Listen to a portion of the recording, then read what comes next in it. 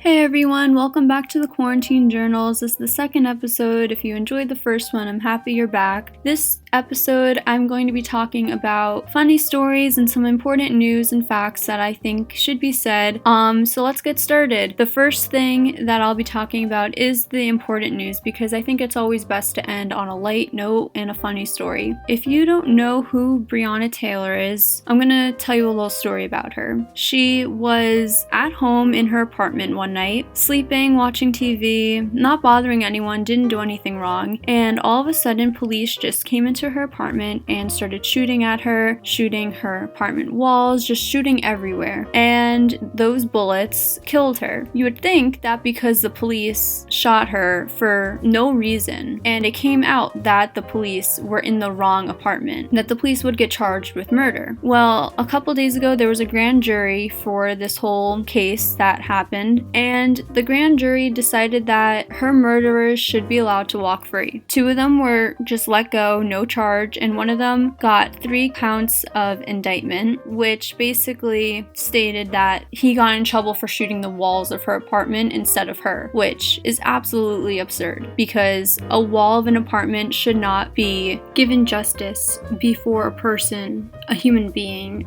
who had nothing to do with why the police officers were in her neighborhood in the first place. Breonna Taylor deserves justice and deserves a lot more than what that grand jury did for her. And with all these protests now going on, I think that's great because hopefully maybe they will open the case back up and hopefully she'll get the justice that she deserves and her family can find a little bit of peace after she gets her justice. Rest in peace, Breonna Taylor. You are deeply, deeply missed. My next story is more of a PSA just to kind of remind everyone what September is. And September is Suicide Prevention Month. It's basically a whole month dedicated to learning and educating yourselves on mental illness and basically it's a disease.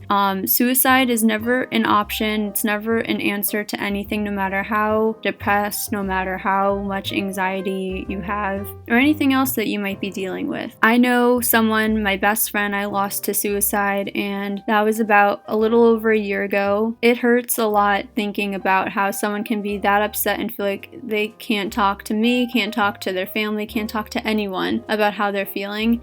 And that's not okay because everyone deserves someone that they feel like they can talk to and feel like they have a reason to live, because there's no reason to want to kill yourself. So that being said, if anyone is feeling like they are suicidal, you can text the suicide hotline. You can text voice to 741-741 for immediate help on needing any type of anything. They're there to listen and to help and to make sure that at the end of that text conversation that you are okay and that you are going to continue to want to live and know that there's someone out there that cares about you. And now it's time for the funny story, just to end on a light note. So this whole quarantine, I've been trying to go out and walk a little bit. I don't like walking in the heat, so if it's too hot, you will not catch me outside. I decided that on my walks, I was going to go and get the mail because there's nothing else to do. So I've been getting my mail every single day, or almost every single day, and I never get any mail, and it's usually just like bills or just a lot of junk mail or newspapers. And so I decided I'm going to write letters to my aunts and my grandma, hoping that all of them would write me back. Now I know my grandma, she can't always use her hands to write because of her arthritis, and she broke her wrist, I think, or her arm. So I figured one of my aunts, or my mom is always with my grandma, they can just write it for her. Yeah, no, my grandma never wrote me back, and she just said she got a letter. Never said if she read it or anything, she just said she got a letter. My Aunt Sharon,